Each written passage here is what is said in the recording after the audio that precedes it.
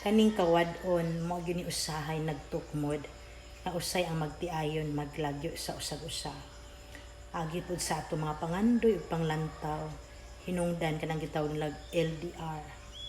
Dayon without them knowing nga agi sa paglagyo daghan gid ang porsyento sa atong katilingban karon nga nagbulag gumikan nga naglagyo na.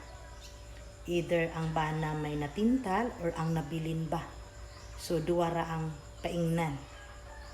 Pwede ang nilakaw, pwede sad ang nabilin. Ngano man na. So sa panultihon pa sa mga pasiaw nga storya, paano si Mr. or si Mrs. sa lamig ng gabi kung wala si Mr. o si Mrs. Dayon 3 to 4 years uban gani 5 years pa ang pangutana. Kinsa kay bana or lalaki nga makaantos na dili makahimo sa kalipay sa kaminyoon bisan wala yang asawa sa kiliran. Siguro kung ato nang i-ratio 100%, pasin 5% lang katao o lalaki nga makahimo ni ana. Pero the rest matintal yun.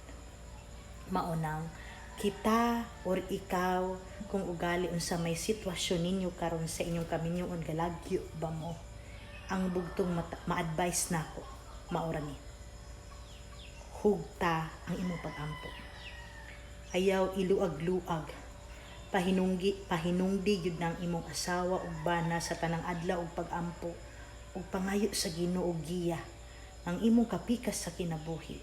Pabantayan og anghel nga diin dili siya matintal, dili siya makasala sa inyong kaminyoon or dili mabungkag ang inyong kaminyoon.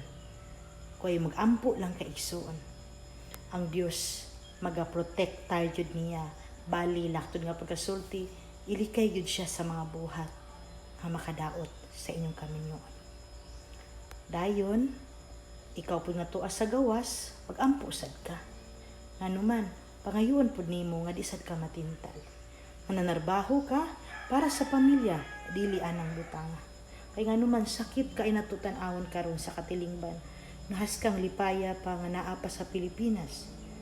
Tuod na success, naangkon man ang mga pangandoy, pero ang kapalit, nabungkag ang pamilya. Has kang luuya, gisayangan ra ninyo ang inyong mga napundar, gisayangan ra ninyo ang inyong panumpa at tubangan sa Ginoo. Natinta lang, agi sa kahidlaw, agi sa kamingaw, sa kalipay sa kaminyoon, nga wala ang kapikas sa kinabuhi, natintal sa laing tao. Mao na asawa or bana, ang atong kaminyoon ampuunon jud kaayo. God bless.